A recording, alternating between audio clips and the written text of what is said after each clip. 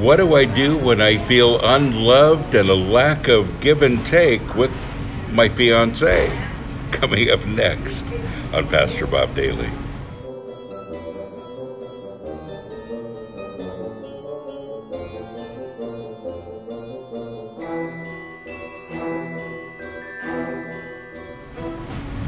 Dear Pastor Bob, I've loved your series on unconditional love.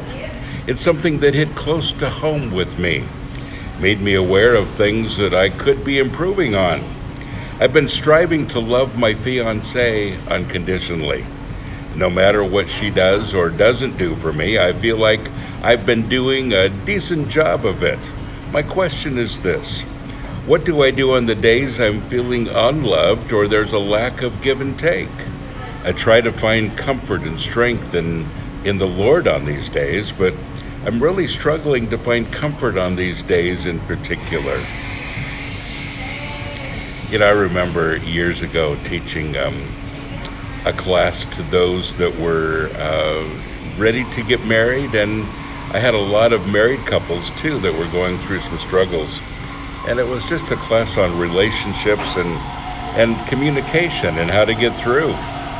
And it was interesting because we had people in every part and facet of the love game, those that were newly engaged and those that had been married for a while and those that had been married for just a little bit and were struggling even. And I remember that one of the girls in the class said, I listened to what everybody's saying about struggling and arguing and having difficulties. She said, but my fiancé and I never argue. We never fight. Everything's okay with us. And I remember everybody rolled their eyes and one person said, just wait. And sure enough, a few years after marriage, some difficult times hit. But that's the first stage of a relationship, basically, is romance. And it's hard to see anything through romance. But what do you do when it gets difficult? I have 3 words: communicate, communicate, communicate. Well, they're the same word. But I repeat it 3 times because really that's the answer. You see, before you ever think of getting married, and those of you that are married, it's a little, you need to do this soon. But you need to set up a foundation for communication. You need to know how to present your case and how to begin to get through these things when they happen. Now, you can live your life as if there are never going to be any problems.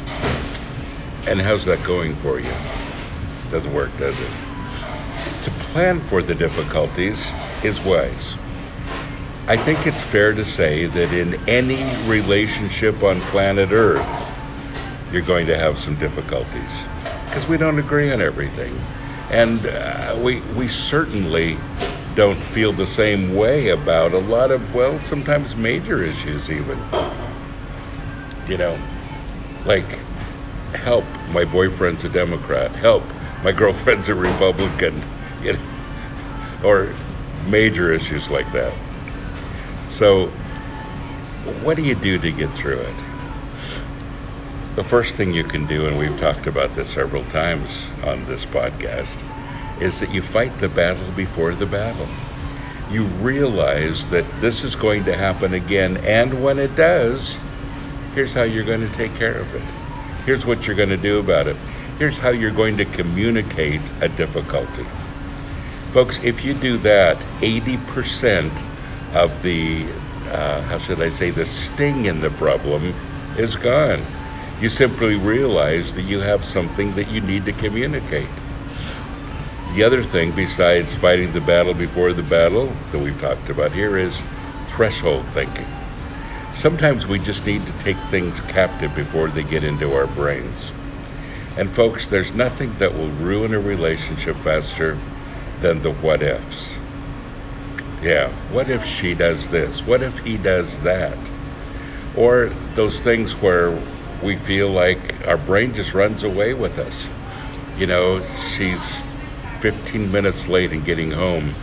I wonder who she's having an affair with. You know, stuff like that. And you know this is reality. People do this.